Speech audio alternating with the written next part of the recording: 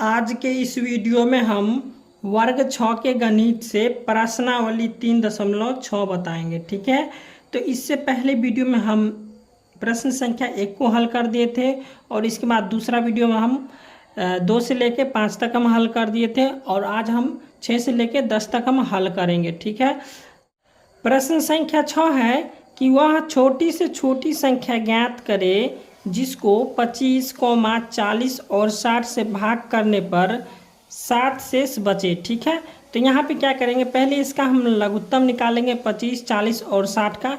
चलिए इसको हम कॉपी पर बतलाते हैं।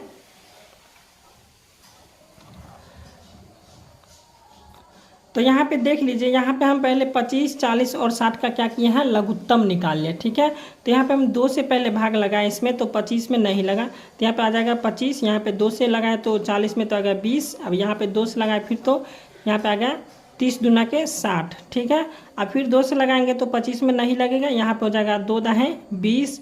फिर यहाँ 2 से लगाएंगे तो 15 दूना हो जाएगा 30। ठीक है, अब यहाँ पे 5 से लगाएंगे तो 5 25, यहाँ पे हो जाएगा 5 दूनी के 10। ठीक है, अब 5 तिया हो जाएगा 15। ठीक है, तो ये हमारा लघुत्तम निकल गया। ठीक है, अब यहाँ पे इसको गुना कर लेंगे 2 गुने 2, तो 2 दूना हो जाएगा 4 और फिर 4 5 20, 20 5 100।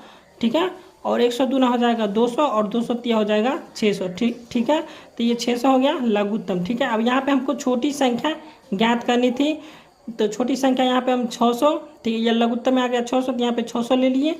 और यहाँ पे क्या पूछ रहा था कि भाग करने पर 7 शेष बचे, तो यहाँ पे देखिए इसको हम जोड़ दिए 600 + 7, तो यहाँ पे इसको जोड़ेंगे तो हो जाएगा 607। ये हो गया आंसर। ठीक है, अब प्रश्न संख्या 7 है कि 3 व्यक्ति एक सुबह सैर को निकले। ठीक है, और उसकी पग की दूरी क्रमशः 80 सेमी और 85 सेमी तथा 90 सेमी है। ज्ञात करें कि चलने के स्थान से कितनी दूरी पर उनके पग फिर एक साथ पड़ेंगे। ठीक है, तो यहाँ पे भी क्या करेंगे, 80, 85 और 90 का पहले हम लघुत्तम निकालेंगे। ठीक है, तो चलिए इसको हम निकालते हैं।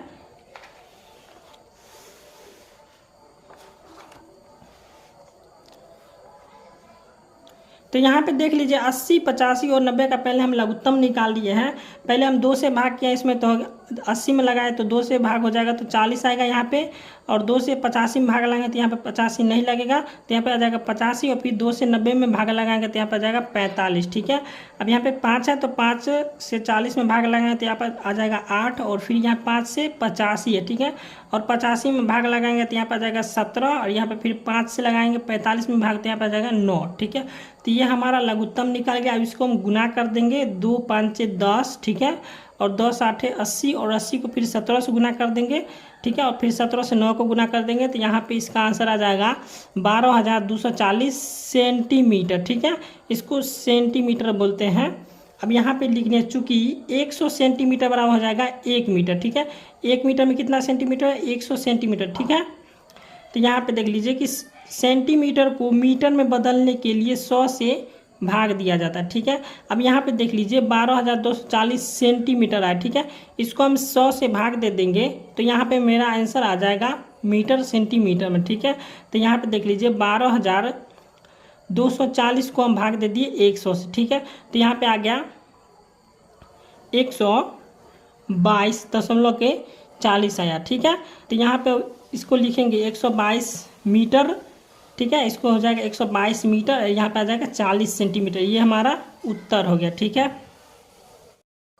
अब प्रश्न संख्या 8 है कि 10,000 के निकटतम वह संख्या ज्ञात करे जो 2, 3, 4, 5, 6 और 7 से पूरी विभाजित हो सके। ठीक है, तो यहाँ पे भी इसका लघुत्तम निकालेंगे, पहले 2, 3, 4, 5, 6, 7 को। चलिए इसको हम निकाल लेते हैं लघुत्तम। तो यहाँ पे जो है पहले लघुत्तम निकालेंगे, देख लीजिए यहाँ पे लिखे हुए हैं। पहले हम 2, 3, 4, 5, 6 का लघुत्तम निकालेंगे 7 तक। तो यहाँ पे 2 से पहले लगाएंगे तो 2 से 2 में भाग लगाएंगे तो एक बार में लग जाएगा। ठीक है, अब 2 से 3 में भाग लगाएंगे नहीं लगे तो यहाँ पर आ जाएगा 3। फिर 2 से 4 में भाग लगाएंगे तो यहाँ पर आ जाएगा 2।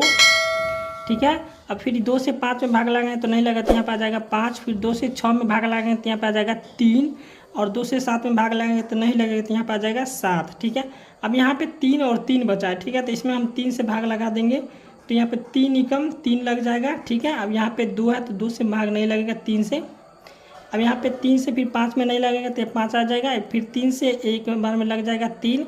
अब यहाँ पे 3 से 7 में भाग नहीं लगेगा, 3 से 7 में भाग नहीं लगेगा तो यहाँ पर आ जाएगा 7। ठीक है, अब यहाँ पे लघुत्तम निकल गया, इसको हम क्या करेंगे, गुना कर देंगे। ठीक है, यहाँ पे हो जाएगा 2 तिया के 6, 6 दूना के 12, अब 12 पंचे 60 और 60 सत्ते हो जाता है 420। ठीक है, अब यहाँ पे आ गया 420, तो 420 को हम क्या किया है कि 10,000 से भाग दे देंगे 420 में। ठीक है, तो यहाँ पे देख लीजिए 420 से हम 10,000 में भाग दे दिए। ठीक है, तो 420 को जब हम 2 बार पढ़ेंगे तो यहाँ पे आ जाएगा 840। ठीक है, अब इसको हम घटा देंगे, यहाँ पे आ जाएगा, तो यहाँ पे आ जाएगा 160। अब यहाँ पे 0 उतार लेंगे। ठीक है, तो यहाँ पे फिर लगा देंगे हम 3 से, 420 दिया हो जाएगा 1260।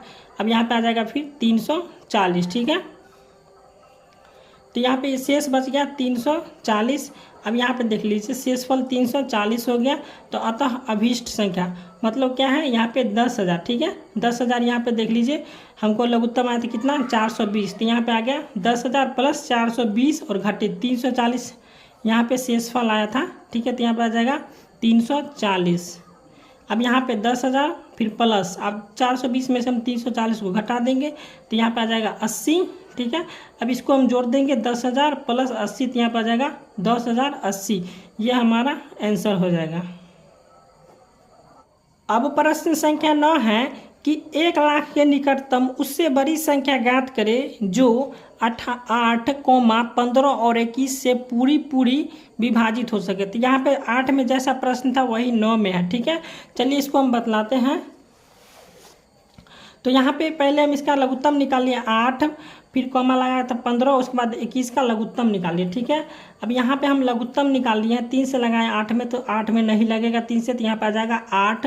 अब 3 से 15 में लगाएंगे भाग, तो यहाँ पे हो जाएगा 3 5 15, तो लग गया इसमें भाग। अब यहाँ पे 3 से 21 में भाग लगाएंगे तो यहाँ पे आ जाएगा 3 7 21। ठीक है, अब यहाँ पे लघुत्तम निकाल गया, इसको हम गुना कर देंगे, तो गुना करेंगे 3 8 24, 5 हो जाएगा 120, 120 7 हो जाएगा 840। ठीक है, अब यहाँ पे 840 आ गया, यहाँ पे क्या करेंगे 840 से हम भाग दे देंगे 1 लाख में। ठीक है, 840 में जब हम 1 लाख से भाग देंगे, 840 है, यहाँ पे हो जाएगा 1 लाख, फिर यहाँ पे लगा देंगे भाग, तो यहाँ पे आ जाएगा 119 और ये बच जाएगा यहाँ पे 40 शेष। ठीक है, तो यहाँ पे बच गया 40 शेष। अब यहाँ पे देख लीजिए कि शेष बराबर यहाँ पे 40 आया है। ठीक है, अब यहाँ पे 1 लाख प्लस 840 क्या था, 840 यहाँ पे लघुत्तम आया था। ठीक है, तो यहाँ पे आ जाएगा 840 और माइनस यहाँ पे 40, तो 40 जो आया था सो भाग करके शेष फल आया था। ठीक है, तो यहाँ पे 40 घटा देंगे।